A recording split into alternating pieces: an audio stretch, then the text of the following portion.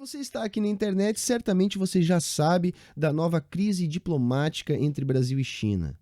Ontem, dia 19 de março de 2020, Eduardo Bolsonaro, filho do presidente, retuitou uma thread de Rodrigo Silva, que é um funcionário de um desses think tanks neoliberais instalados aqui no Brasil para fazer propaganda neoliberal. O que está por trás disso é o seguinte: Rodrigo Silva teve que fazer esse ataque contra a China para tentar defender a sua ideologia diante da flagrante incapacidade do Estado neoliberal em lidar com a pandemia de coronavírus. No meio da explicação, ele sustenta uma tese conspiracionista que a China teria negligenciado ao mundo informações a respeito do vírus.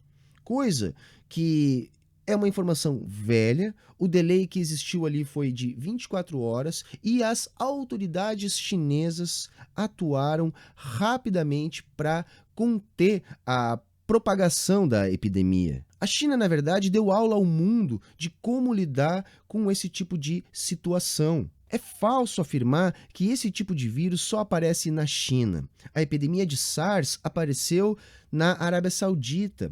H1N1 foi negligenciado pelas autoridades norte-americanas. A questão é que a China é o país mais populoso do mundo, então lá esse tipo de problema tende a ser potencializado. A China vem lidando com o coronavírus desde o início do ano, construiu 2 hospitais de campanha para mais de 4.000 leitos de UTI em 15 dias. Hoje vem disseminando pelo mundo equipes já treinadas para combater o vírus, está desenvolvendo formas de combater os sintomas. E o fato é que o vírus, ao chegar na Europa, depois de ter sido contido muito tempo na China, vem provocando um estrago muito maior, justamente porque as democracias liberais da Europa não tem condições de mobilizar recursos com a velocidade e com a organização que se viu na China. Por isso, os mortos na Itália já superam o número de mortos na China. Como a China está em disputa hegemônica com a centralidade do capitalismo liderada pelos Estados Unidos, os Estados Unidos vêm liderando esse tipo de ataque. E esse tipo de think tank, ao qual serve Rodrigo Silva, está aí para defender esse discurso. O que o Eduardo Bolsonaro fez foi fazer um alinhamento automático a esse discurso, desprezando a debilidade da economia brasileira nesse momento de crise e desprezando que a China é um dos nossos principais, se não o nosso maior parceiro comercial. E Eduardo Bolsonaro não é apenas filho do presidente, ele é deputado federal e é presidente da Comissão de Relações Exteriores da Câmara. E se o que estamos falando é disputa de hegemonia, temos que pensar o seguinte: é uma disputa entre o bloco liderado pelos Estados Unidos e o bloco liderado pela China. Se é que podemos dizer que há um bloco liderado pela China.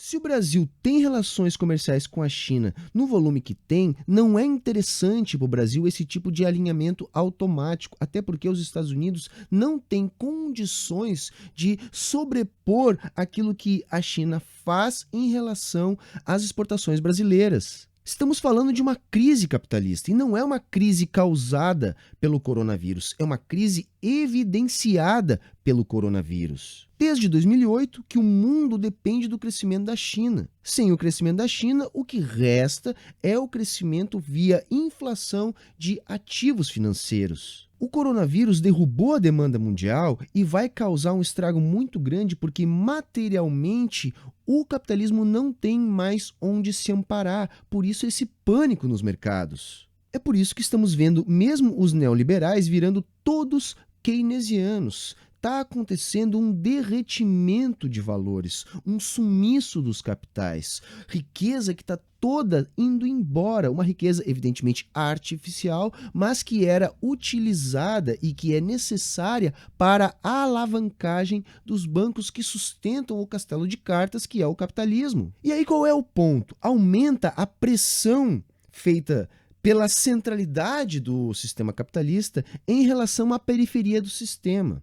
Como a centralidade está numa crise tremenda, a solução passa pelo aumento da transferência da riqueza da periferia do sistema para a centralidade. E a periferia do sistema são os países não desenvolvidos, como o Brasil. Então, como uma das ferramentas de manutenção do sistema capitalista é a transferência da riqueza dos capitais menos produtivos para os capitais mais produtivos, nesse momento de crise é necessário um aprofundamento dessa relação de dependência. E aí, reparem, sendo a China o nosso potencial maior parceiro, estando nós diante de uma nova crise diplomática e estando nós numa situação econômica completamente diferente de 2008, onde estávamos com uma economia aquecida para enfrentar a crise da centralidade, não podemos fazer esse alinhamento automático à política externa de Trump. Fazer isso seria abrir caminho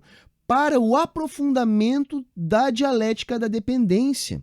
Porque se vocês estão entendendo o que eu estou querendo dizer, diante da crise, o capitalismo central precisa de mais riqueza advinda do capitalismo periférico. E isso, na prática, significa aumento da superexploração da força de trabalho, que se concretiza na nossa realidade com a reforma trabalhista, com a reforma da Previdência. O mundo inteiro está agindo contra essa crise com medidas de estímulo de demanda. O que a gente está vendo aqui no Brasil é medidas de apoio à burguesia, com dinheiro do governo, e políticas de apoio para a classe trabalhadora nesse momento difícil apenas da boca para fora, como, por exemplo, a história dos R$200 que não servem para nada. O que a gente vê? R$200 sendo oferecidos pelo governo, que não servem para nada, ao passo que os recursos do Bolsa Família continuam sendo cortados, ao passo que o governo sugere a possibilidade das empresas reduzirem metade dos salários. O coronavírus vai certamente aprofundar a crise do capitalismo. É provavelmente um divisor de águas, porque afinal de contas agora não sobrará nenhum neoliberal. Todos vestirão a carapuça do keynesianismo de guerra. Cabe a nós mostrarmos que esse keynesianismo de guerra pode, no máximo, protelar essa crise por mais alguns anos. Temos que começar a construir uma verdadeira alternativa que impeça a perpetuação dessa mecânica. E aqui no Brasil a gente tem que se organizar para banir da política a família Bolsonaro, banir da política esses instrumentalistas da centralidade do capital como Paulo Guedes e criar uma proposta nacional de caminho anticapitalista. Mas para isso precisamos do apoio do povo e, portanto, precisamos oferecer respostas concretas para melhorar a vida da classe trabalhadora.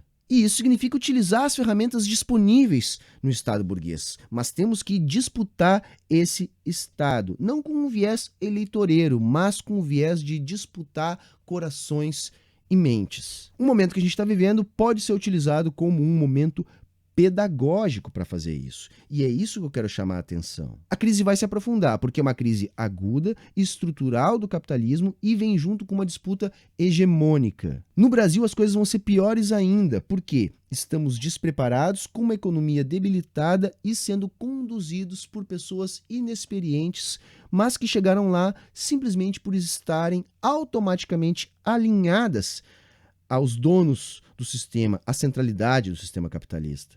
Então é isso, moçada, derrubar Bolsonaro e criar uma alternativa de esquerda no Brasil. E se você gostou desse vídeo, curte, compartilha com os seus amigos, se inscreve aqui no canal e ativa o sininho para receber as nossas notificações. E se você puder, torne-se um dos nossos apoiadores. Sem os apoiadores, o Sai da Matrix não pode se manter no ar. Tá aqui na descrição o link do nosso Apoia-se, que é uma maneira prática de colaborar, e também o link do nosso site, onde você vai encontrar outras formas de estar colaborando. Valeu, moçada, falou aí, até a próxima.